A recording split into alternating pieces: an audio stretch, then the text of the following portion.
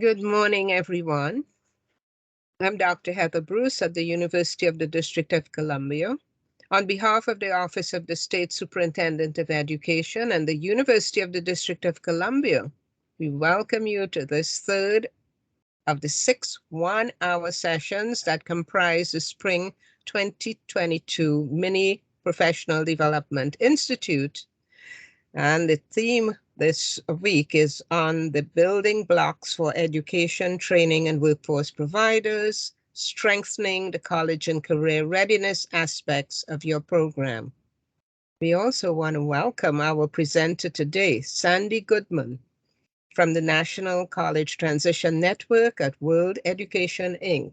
Sandy, we thank you in advance for sharing your expertise with our DC providers and partners.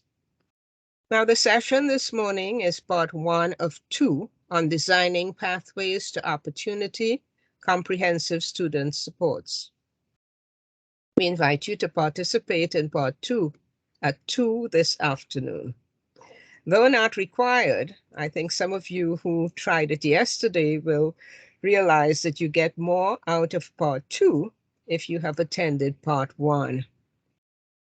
We will be recording these sessions, so please keep your cameras off and your microphones muted until it's, necessary to unmute. We will also be posting the video and handouts on the RC website, and that is at rc.dc.gov. Also wanted to take this opportunity to alert you that we will be holding another mini professional development institute in a few weeks. That is on June 6th, 7th, and 8th.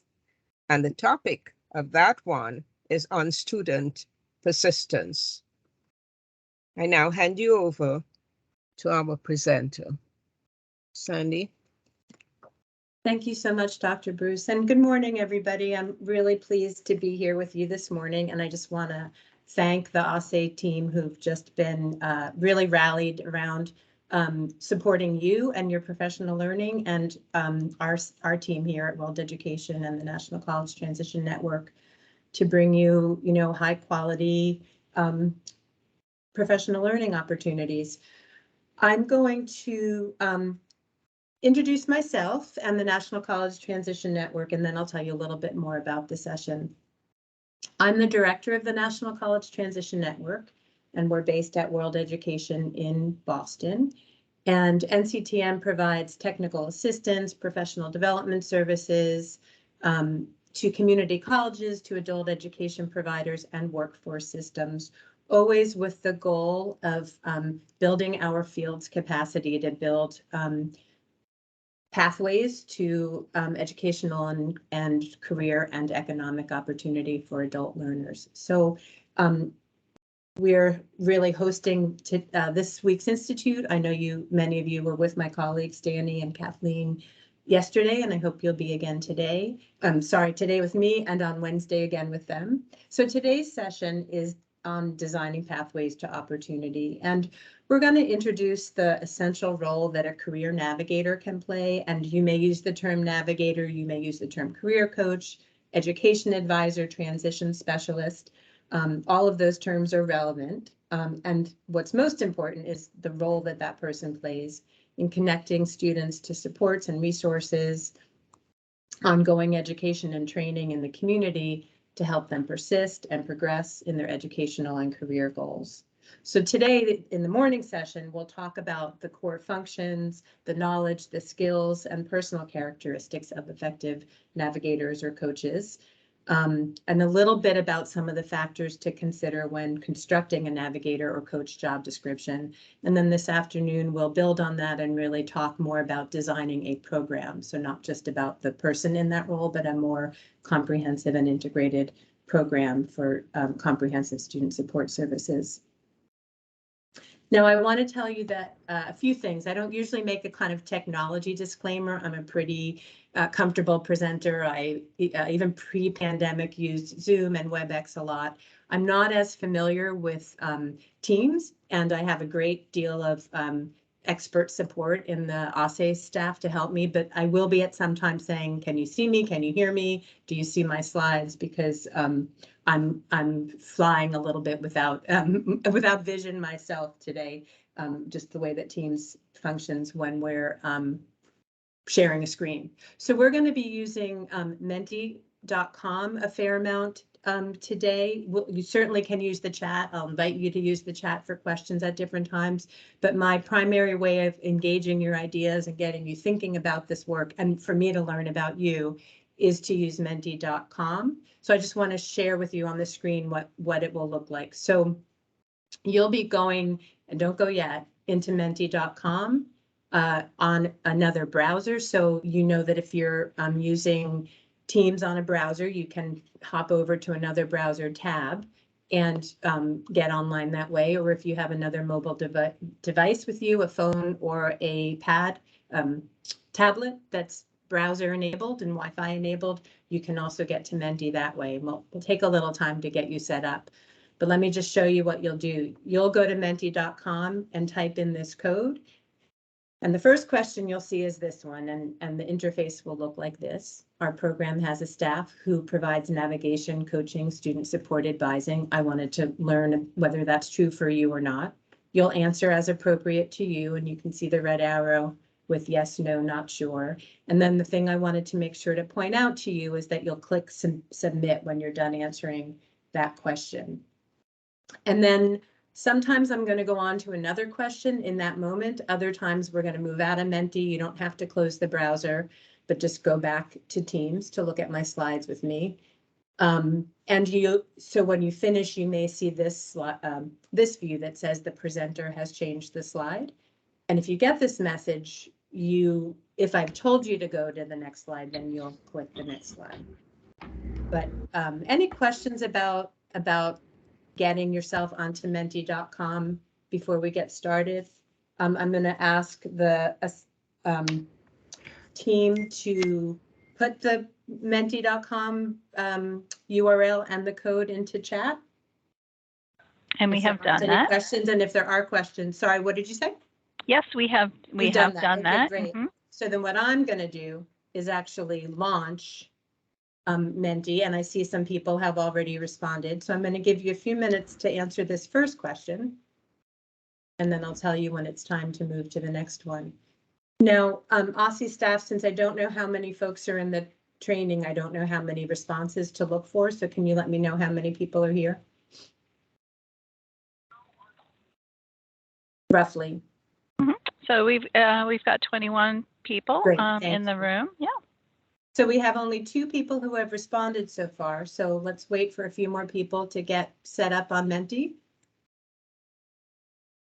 And Stacy, am I correct in thinking that you can see the compass and the bar graph coming up on Mentee? We do. Okay, great. So we got 4 people.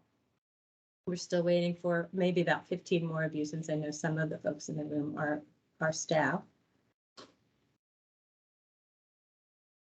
Our program has a staff who provides navigation, coaching, student support, advising. Again, it's less important what you call the person and more important just to let us know if you have somebody who's in a role providing that kind of student support, a dedicated role providing that support. And I've heard from 6 of you. We'll take another 30 seconds. And if you encountered what I did, what you might have to do is once you've clicked on the link in the chat to go to Mentee, if it somehow, you'll need to then copy and paste the numbers, that code 1455 space 3629 into the Mentee. I'm not sure if it didn't automatically open to the Compass Mentee for you.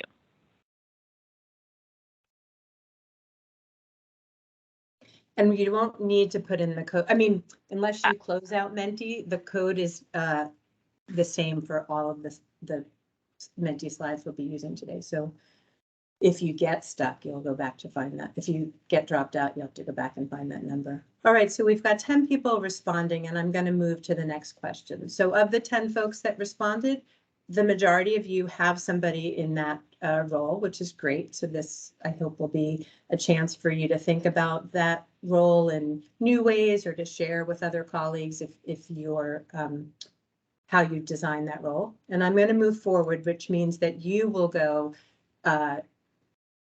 you'll see that slide that says go to the next slide, and you should see that. And now I want to know who's here, just to have a sense. Are you the navigator, coach, student support advisor? Again, whatever that role is called, are you that person with that dedicated role to provide student supports? Are you a teacher? Are you an administrator? Or are you in a position not listed here?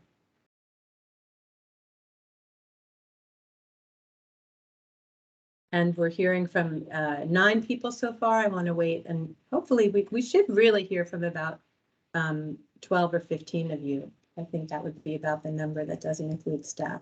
So we've got a number, majority administrators are in the lead.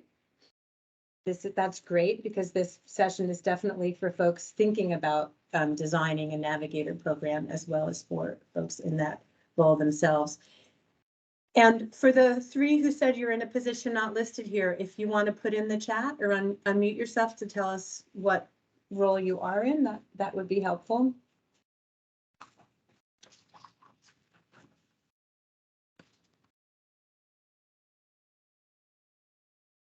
Is there anybody responding in the chat to that question about the other position not listed? State Yes. staff. Say again, state staff. Okay, thank you. All right, and we're going to move back now to my slides. And you can see the slides now, is that correct? Yes. Great. So let's talk a little bit about the definition of a navigator. And again, I'm just going to keep saying I'm using that term, but it's less about the term and more about the functions and the role. But let's deconstruct that a little bit anyway. And my goal here isn't to give you one strict definition. In fact, mostly what we're going to spend a lot of time talking about is what you would prioritize in this role, and also what are the factors that cause variation in the role that only you and your programs can determine for yourselves. But so let's deconstruct this term navigator. So I'm going to read you a few definitions, and you'll see them on the slides. And then I'm going to ask you, as you're listening and reading, to jot down either some key words that you see in the definitions that are common or that resonate for you, or other words that aren't in the definitions featured, but that you think are important or that come to your mind when you're thinking about this role. So this is from Skill Up Washington. A navigator is an education and career specialist who assists coaches and empowers students to develop and pursue post-secondary career pathway goals and employment. Another definition or description from Kentucky Skills U. A navigator provides coordination of transition services that includes a continuum of personal and instructional strategies, collaborative support to enhance the awareness of and access to community resources that support individual career and educational goals. And from MyBest, Mississippi Integrated Basic Education and Skills Training, navigators are non-academic advisors who support students during every step of their post-secondary education. Navigators connect students to educational and personal supports to eliminate barriers to program completion. So those are some definitions. Now we're going to go back to Mentee. So if you didn't close out your browser, you shouldn't need the code again, but you will see once I advance the slide that you'll get this go to slide at the top. Don't forget to click go to slide. And I'm asking you, what words come to your mind about the navigator role? You can write, single words or pairs of words, up to 4 words and enter them in separate boxes. And that'll be clear to you when I get back into Mentimeter. Okay, so go ahead into your other browser, thinking about the definition I read, thinking about what comes to mind for you.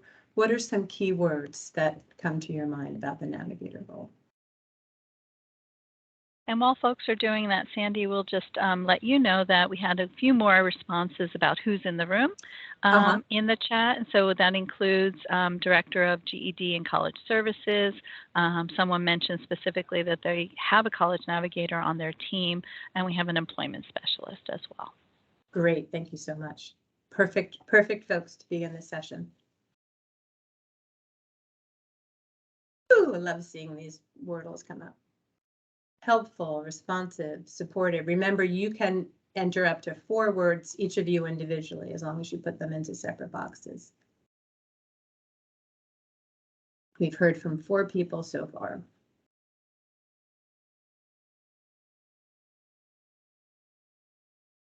Six people.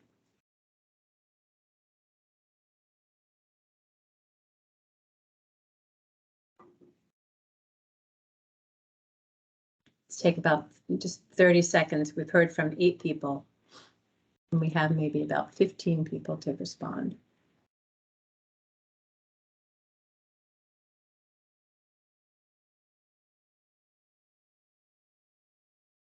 So supportive, responsive are coming up, it looks like. Navigate complex systems. Knowledgeable.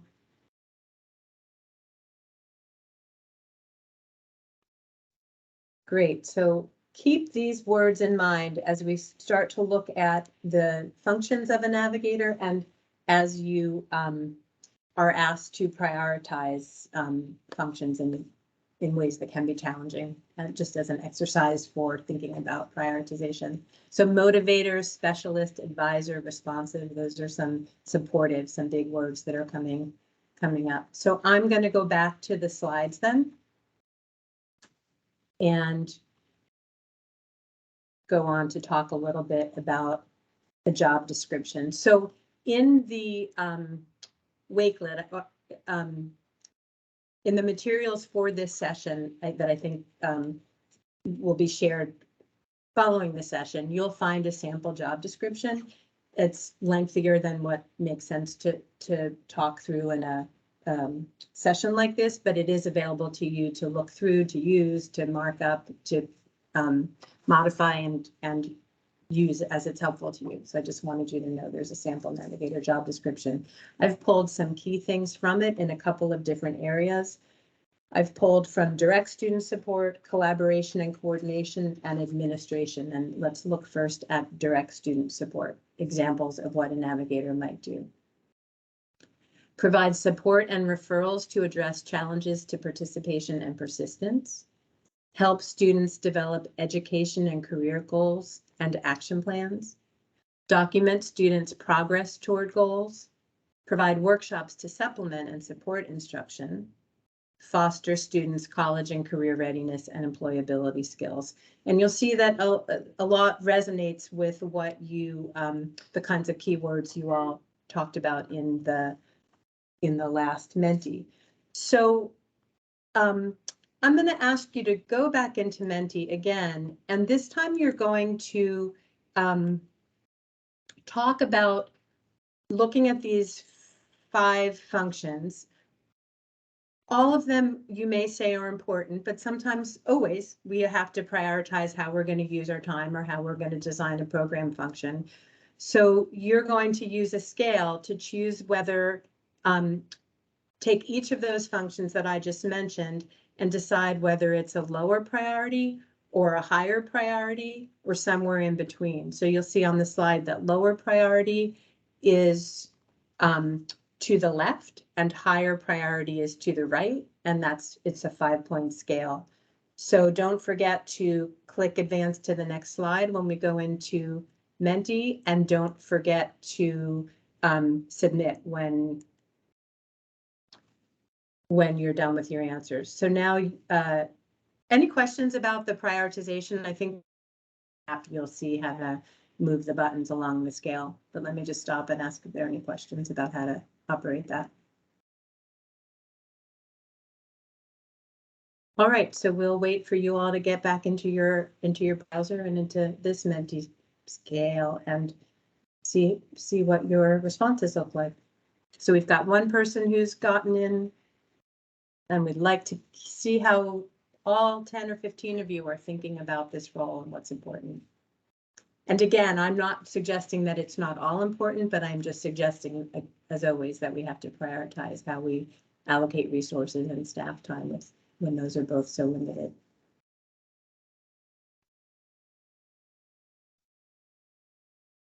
We're hearing from 6 people, and let's try to aim for 12 or 15 of you.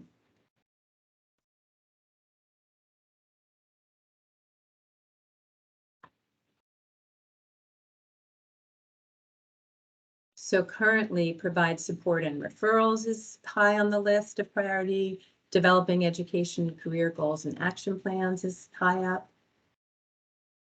Documenting students' progress towards goals and fostering college and career readiness are close behind. And then provide workshops to supplement academic instruction seems to be lower priority, not by much, but a little bit. We've got 12 folks responding and 13. We'll wait just another 30 seconds or so. Help develop education and career goals and action plans has moved up into the lead. And provide workshops is still the last lower priority from this group when we aggregate your responses. All right, so let's pause a minute. I'd love to hear from anybody who's willing to unmute or put something in the chat just to talk about how you prioritize. How did you, if you're somebody who agrees that developing education and career goals and action plans is a higher priority, let's hear from you why you think that's important. Anybody willing to unmute or put your response in the chat? If you see education and career goals and action plans as a higher priority, can you say more about why that's so?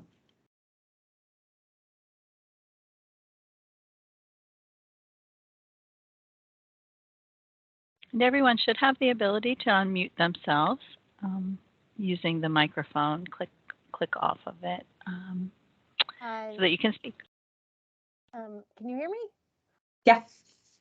This is Elizabeth. I think that the education and career goals are the foundation of how you act. So without that, you can't do any of the other work, and it's really based on the learner's goals. And yeah, so that's why I put it as a number 5. Thanks, Elizabeth. And for folks that are thinking about attending Danny and Kathleen's session tomorrow, they're going to spend time talking quite a bit about education and career planning. I mean, that's kind of the gist of their session. So I hope if you are somebody who ranked this as important, you might consider that session. So I'm going to spend quite a bit of time in the afternoon talking about group work for navigators. And I notice here that provide workshops to supplement academic instruction is rated as a lower priority. Would somebody who agrees with that be willing to unmute or put your response in the chat? Why did you consider workshops as a lower priority? And again, I know that doesn't mean people say this shouldn't be done, but just in terms of prioritizing, it was a lower priority. Anybody willing to speak about that?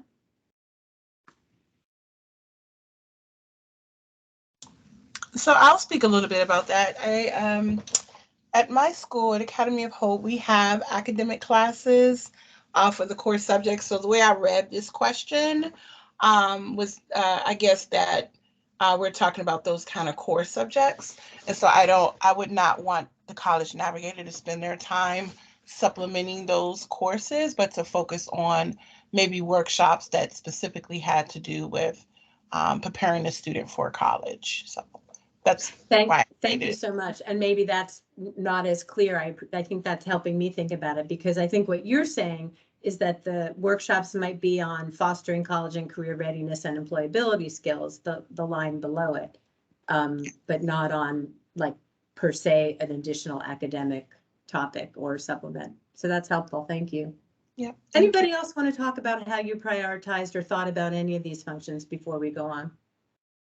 Sandy, just to add to that about the provide workshops to supplement academic instruction, depending on the amount, the level of funding that you have for your specific program, if you don't have a lot of financial resources for a navigator career coach, you could consider utilizing some of your funding to bring in individuals who could provide those types of workshops to students as a consultant, as opposed to expending full-time staff time on that task and use them to do some of the other key tasks that are more heavily prioritized on your chart. Great point, Michelle. Thank you, because we are going to talk about how partner resources does also dictate what the navigator does or doesn't do based on if there are other people who can do it. And when I think of supplemental, I think of things like study skills, like time management, like organizational kinds of study approaches, as opposed to, I think you're right, the person that said, you know, we don't want them to do an additional English class if we have, you know, limited resources. So great. We're going to go on then to collaboration and coordination, which is another key section of the job description. And I'm gonna go through the points, and then I'm going to ask you to do that prioritization again as well. So under collaboration and coordination, a navigator works with teachers to develop contextualized lessons and integrated curriculum. And again, those contextualized lessons and integrated curriculum would be around things like education and career planning and goal setting and labor market research. The navigator can establish a process for sharing information relevant to students' progress, a process for sharing information across staff between teachers and the navigator. Collaboration and coordination may include establishing relationships with key staff and community organizations, human service agencies, etc. Coordinating with career centers and other workforce partners, coordinating with post-secondary education and training providers. So coordinating with career centers and other workforce partners might be around transitions to employment and some career planning and career development, and along with that, and coordinating with post-secondary education and training providers implies that they're helping students go on to next educational steps. So that's the coordination and collaboration functions. And oh, I'm sorry, we're not doing the, sorry, we aren't doing the prioritization here. We're going to go on and do it later again with the knowledge, skills, and attributes. But let me just make sure that I didn't forget, because I played around with a couple of different things. Nope, okay, we're not doing that yet. So those are the kinds of functions that I consider when I think about the importance of collaboration and coordination. Anything that you don't see here that you want to lift up in the chat or verbally beyond muting under collaboration and coordination?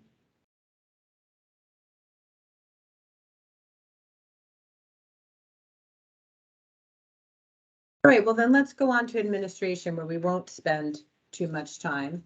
But administration are maybe things like assisting with intake and assessment. And although I put this under administration, I always want to caution that I think it's an important use of navigator resources to start building relationships with students at intake and assessment.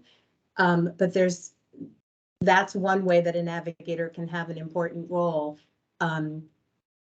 But I always want to be careful to make sure it's not that the navigator is sort of doing kind of intake and administration paperwork that somebody else could be doing while they're building the relationship. So these are administrative tasks, but we're always focused on making sure these are opportunities for the navigator to connect with students, to connect with partners, to be able to coordinate and stay in touch around what's happening with students. So for example, following up on student attendance weekly, it's not just like logging and tracking attendance, but it's really getting a read on which students are struggling with attendance, which students are coming. For those who are struggling, how does the navigator play a role in following up to see what the student needs in order to get back on track with attendance? So I'm always a little bit wary of putting these things under administration because it's not about the paperwork, it's about the building the student relationship and getting a view on what's happening from staff, from students, and together coming up with ways of addressing any issues. So similarly, following up with exited students to document outcomes, to support them in their next steps, however that's constructed in your own program.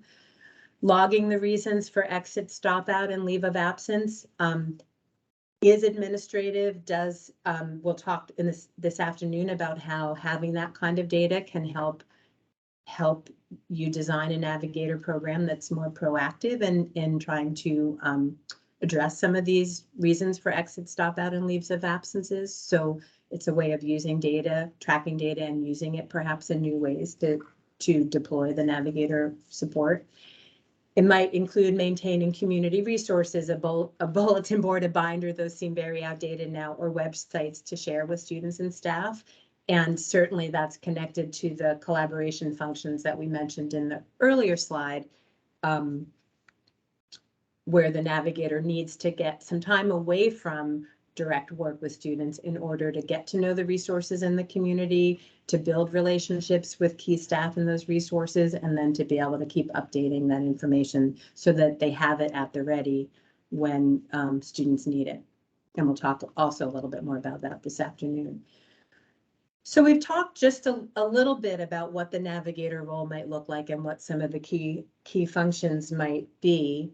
And as I said at the outset, there's going to be variability, and only you and sort of your program can determine really how that final job description will look like and what will be prioritized. But here are some of the things that are attributed to or that contribute to the variation in Navigator program design. And I think it's worth taking a look at. One is your program design. So depending on what your student goals are and what the focus of your program is, that means like, what are your targeted outcomes? Are you focused on transitions to post-secondary ed? Are you working with more, foundational learners and they're not ready for those next steps, but you're trying to help them move from basic skills into high school equivalency? The variation may depend on what kind of orientation and onboarding needs students have. If you're a distance education program or focusing on remote instruction, then there may be a fair amount of that kind of onboarding to get students ready and equipped for your program. Certainly the duration and intensity of your program is going to affect how much and for how long and how intensively a Navigator can work with students. And again, is the focus on helping them with the next steps in education and training? Is the focus on employment? That might dictate exactly where and when and how intensively the Navigator focuses their time and their resources. Are they focused more on job development and job placement, or more on just helping students at intake really be ready for the commitment to study and to addressing any barriers that might get in their way of making progress and staying in the program? Those things are not all mutually exclusive, but again, it's about resources and how you have to design with the resources that you have and the needs that you have. Student numbers and caseloads certainly are going to affect how the Navigator works. And I'm using the term caseloads, which is, as you know, is often used in kind of a social work or case management situation. But literally, how many students is the Navigator responsible for working with? And again, how intensively? Are they focused on particular students, again, based on your program design? Are they working with students who have particularly intensive needs where they really need to stay very close to them? We use the term high touch to help them.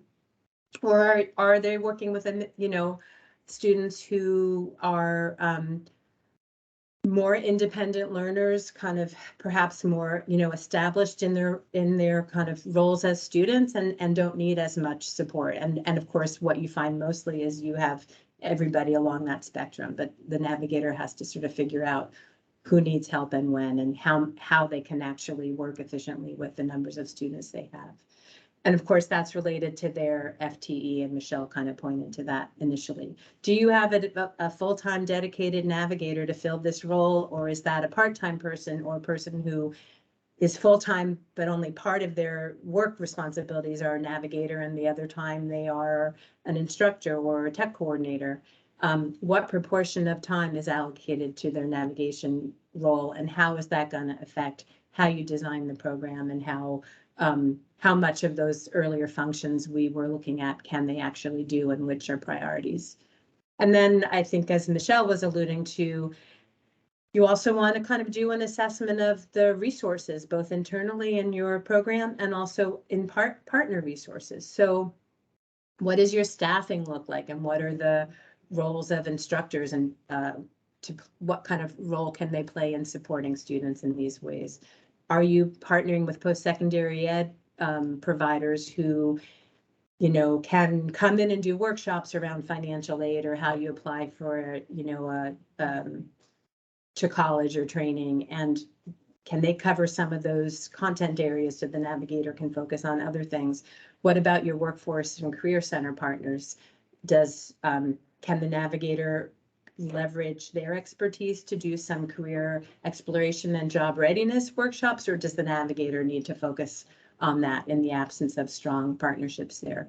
Are there case managers in your program who are going to do the work around helping students identify supports in the community, and then the navigator can focus on something else? Do you have employment specialists, or is that even a goal of your program? And if not, the navigator can focus on educational pathways and not employment, or if employment is a goal, maybe that's where the navigator has to focus their time on helping students prepare for a job search. So let me pause here and just ask you your thoughts about these variations, these variables in Navigator program design. What rings true? Where do you have questions? How do you think about this as you're designing a Navigator program or working as a navigator yourself?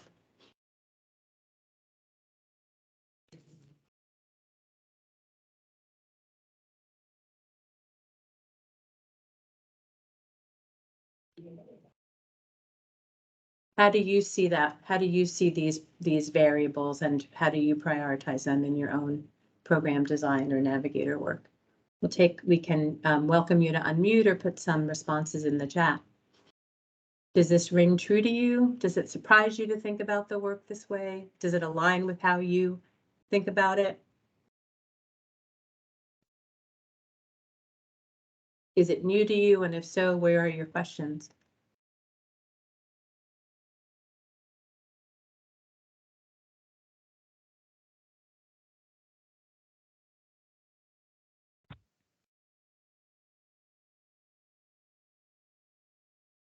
There are no questions in the chat yet, Sandy. Okay, So I'm gonna, let oh you yeah, know. thank you. Mhm. All right, then we'll move on. So let's talk then about knowledge, skills, and attributes of a navigator. We often refer to this in shorthand as KSA, knowledge, skills. Some people say attitudes or attributes. And I hope this is helpful to think about if you're in a position where you may be hiring a navigator and thinking about what's important. Certainly the words, the word map that we did at the beginning, I think, is a way of thinking about also the role, but also the person who would be best matched for this kind of role. And also, if you're in a navigator role already, thinking about where your strengths lie and where maybe you have some gaps. Certainly, it's rare to find one person who encompasses all of these knowledge, skills, and attributes. And so we're always juggling those kinds of factors. But let's look at that anyway for a minute here. So one skill and attribute is the ability to work with people from many backgrounds, the knowledge of community resources and supports, career coaching experience, ability to use technology and digital skills, creative problem solving, empathetic, compassionate, caring, and I've cheated here a little bit because I started to link words together. Empathetic, compassionate, and caring, resourceful, flexible, and self-motivated. And we're going to do this a similar activity where you're going to go back into Mentee and rank sort of lower priority and higher priority. And, you know, think about the job functions and earlier on what you rated as the priority in terms of the job functions.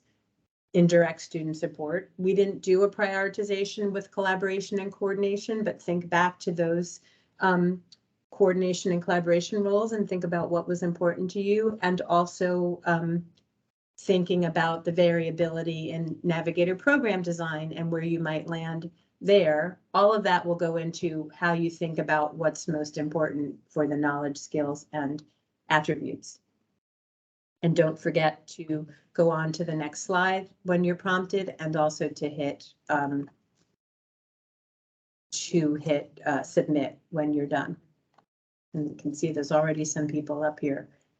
Knowledge, skills, attributes. Prioritize the KSAs. Lower priority is up on the left and higher priority is on the right.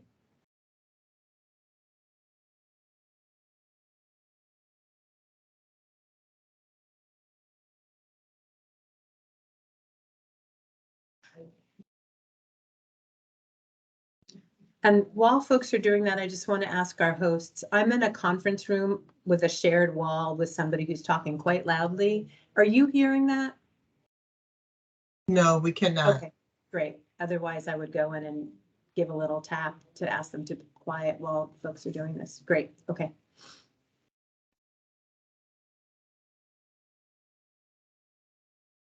We've got 6 folks who've responded with knowledge, skills, and attribute priorities.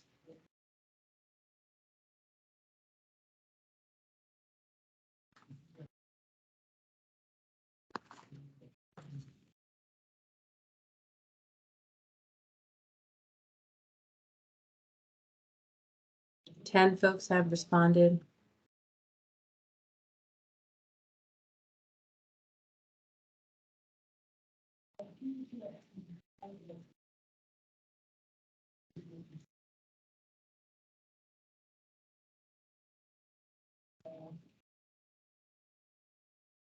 Let's take 30 more seconds to see if there's anybody else.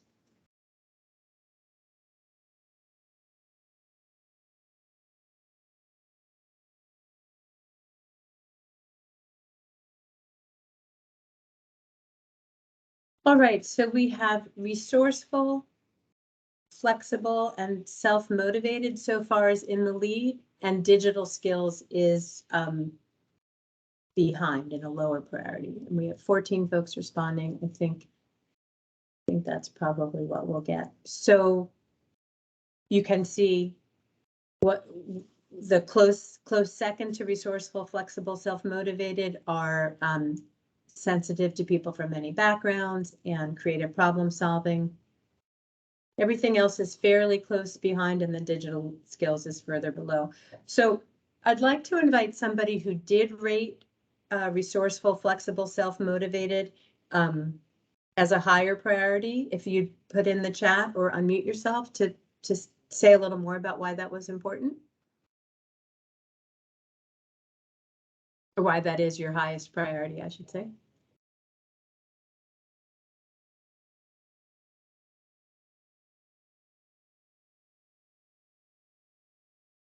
Anybody want to speak to how you approach these ratings?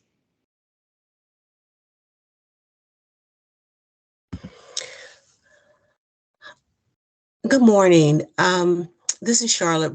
I rated the sensitive to people from many backgrounds as a high priority. I tend to see this sometimes more times than not in the planning, goal planning. What happens sometimes is that we tend to project our own backgrounds into the planning of whether it's a student or adults, whatever the age group is, and not really looking at their cultural, economic backgrounds. There's a lot that plays into those developments, and projecting or trying to motivate the students as to what they want their careers to be and how to motivate them. And if you don't understand their cultural and economic backgrounds, you really can't move forward. And that should be a key foundational piece in having those discussions and those plannings with individuals. Thank you so much, Charlotte. That was really, really well said. Yeah, we come in with a lot of our own, our view of what we think an education or career path should be, without really understanding how a student views that and what factors influence how they view it, and can really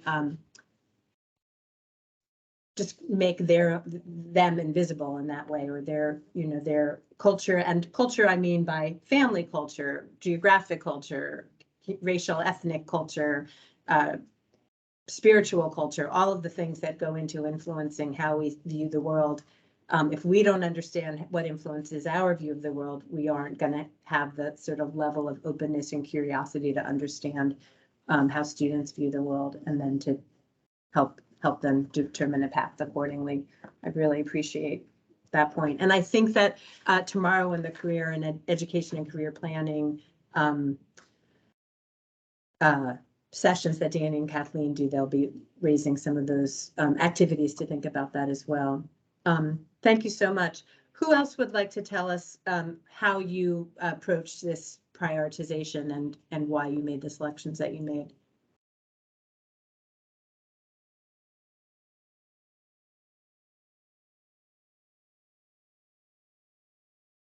What about digital skills being at the bottom of the priority? It's kind of a clear lagging. Anybody want to speak about that?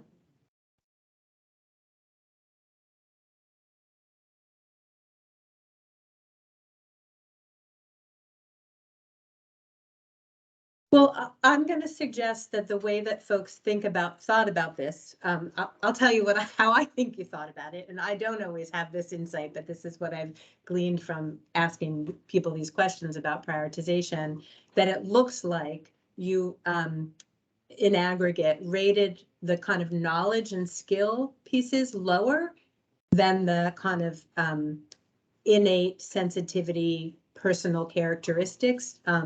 And so digital skills and knowledge of resources are lower. Well, so actually empathy and compassion is too, but I think it's covered under sensitivity. But my guess is that you're thinking, you know what, we can teach people the digital skills, we can help them develop knowledge of resources, but we can't necessarily train their resourcefulness and self-motivation. We can't necessarily train their sensitivity, although of course we all are seeking to always increase our skills and sensitivity in that area. So I'm guessing that might be one way to think about it, or I'm suggesting that as you approach this in terms of hiring, that you might think about that sort of what are we going to look for first in a person when they come in, and which things can we help them learn and grow and develop as they progress in their role. All right, so I'm going to go back to my slides for the last few minutes that we have. And I want to say that although I do a lot of training and even have helped some states develop certification courses for adult ed navigators and career navigators, there isn't one discipline that we are drawing from. There isn't a professional degree right now in adult ed navigator. And so I draw from a variety of disciplines, and I recommend that you do as well when you're looking at the knowledge, skills, attributes, when you're thinking about how to identify the competencies and the skills, and when you're hiring people and looking at what kind of background do they have in terms of formal training or experience, that you might also draw from these disciplines. So one is academic advising in the post-secondary context. It could also be advising in the high school context. Those folks can come with a set of skills and knowledge that would be helpful. Career development counseling certainly has a large role to play in our emphasis on education and career development and planning, and many of you talked about that as being important. Social work and case management we draw on in our understanding of how to learn about and develop a toolkit of resources in our community to understand what the eligibility criteria is and how to apply for certain resources. I wouldn't say that adult ed navigators are carrying cases in the same way as a social worker or a case management, but there's certainly communication skills and resource navigation skills that are drawn from there. Again, depending on what your focus is, but if you're helping students with career exploration and planning, and certainly if you're helping them with developing job search skills and job readiness skills, then we're drawing from the competencies of workforce development specialists. And then another way to think about the kind of support and skill development and helping students to develop their own help-seeking skills and abilities and self-advocacy resources. I think of coaching and certainly have drawn on the coaching discipline as a set of competencies that are helpful in thinking about the role. So we have just a few minutes, and I want to go back to this idea of building networks of support, and we talked about it in the collaboration and coordination, and how important it is that navigators are aware of and understand and are aware of and familiar with the resources in the community that can support students in their pathway. And what I always say is that a navigator's role is to coordinate and orchestrate, but not duplicate services. And that's because they couldn't possibly be an expert and take on all of the issues that students might come with. They can't be a financial aid expert, and they don't need to be. They can't be a housing expert, and they don't need to be. They can't be a childcare resource center expert, and they don't need to be. What they do need to be is knowledgeable about what's available, who's out there doing what, how do they, what kind of information do students need to know, and what are the eligibility criteria? How do you apply? Ideally, if the navigator knows some people personally in sort of key areas, then they can actually help students feel more trusting and open, when it can be quite intimidating to go and apply for housing, to go and apply for food assistance or fuel assistance. So some folks will come in with a lot of experience in their communities, others with less. So I want to make sure that you are aware of if you're in a situation where your navigators don't know a lot about the communities, that you're aware of at least one resource to help them search that out. And that is 211.org, which is a national database that can help you find local resources. I know many of you will be familiar with what's available in your city, but sometimes folks aren't. They haven't been human service people, they've been educators, and now they're moving into this role. So I just wanted to make sure you had that one resource available, if not many others. And play around with it and get to know it. And you can even kind of develop a case study or scenarios if you're working with new navigators or with real students scenarios, and use this as a resource to help build their knowledge and skills. I wanted to just share one additional resource, a couple of resources, but I wanted to point out to you that the National College Transition Network has a free online self-paced course. It takes about a couple hours to complete, and it's called Finding True North. And it covers a lot of what we covered, but in a little bit greater depth, and moves on to also some actual skill building, navigator skill building. And it's available to you. It's available to new staff. It's a great tool for new hires. I am familiar with some states that require that any navigators hired by the local programs go through this course. So I just wanted to make sure you know about it. And this URL and the slide with this URL will be available in the resources when they get loaded. I also wanted to just share other resources from the NCTN website. And I wanted to ask one of the hosts if you could put collegetransition.org into the chat so folks have it available. We have a host of resources for navigators. This is a guide on advising students with foreign degrees. We have a little brief on tech tools for navigators and coaches. We didn't even begin to talk about coaching and navigating remotely and how to use tools for reaching out to students, checking in with students, reminding students of dates and deadlines coming up. And then I hope many of you were at Danny and Kathleen's session yesterday on the Personal Workplace Success Skills Library. This afternoon, we're going to talk more about program design, building off of what we covered this morning, but looking at just a variety of strategies for designing a Navigator program for maximum impact.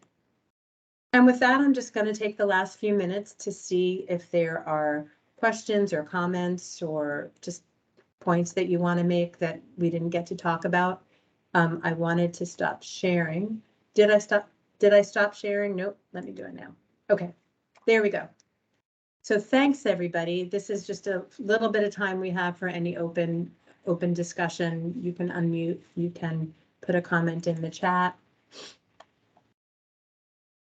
Any last thoughts? Charlotte King put a comment in the chat. Sandy saying excellent session. Thank you thus far. Thank you, Charlotte. Any questions, anything you were hoping we would talk through today that we didn't, this morning, that we didn't get a chance to talk about that you want to lift up in the last moments?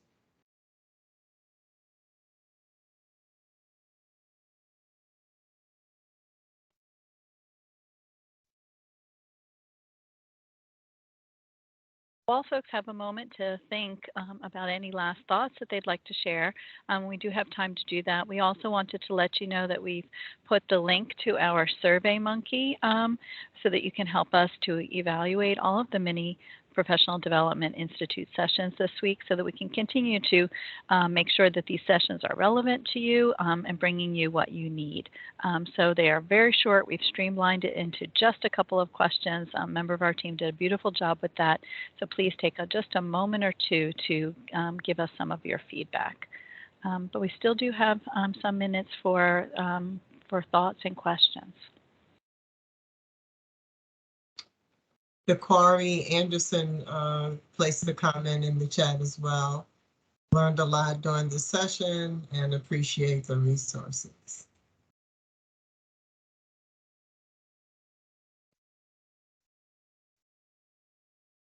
Thank you. And again, this afternoon, we will talk about using group activities, using a Navigator program plan or scope and sequence curriculum. We'll talk about data sources to think about how to target Navigator time and effort. And we'll I hope to see many of you in that continued session this afternoon. And Sandy, were you able to see the other comments in the chat? Okay. Yes, thank you. Okay. And thanks everybody for your time and attention and input. And thank you so much to the Aussies team for supporting the session so beautifully. Yes, thank you. See you at 2 o'clock. Thank you. Thank you. And Stacy, did you want to add any final comments?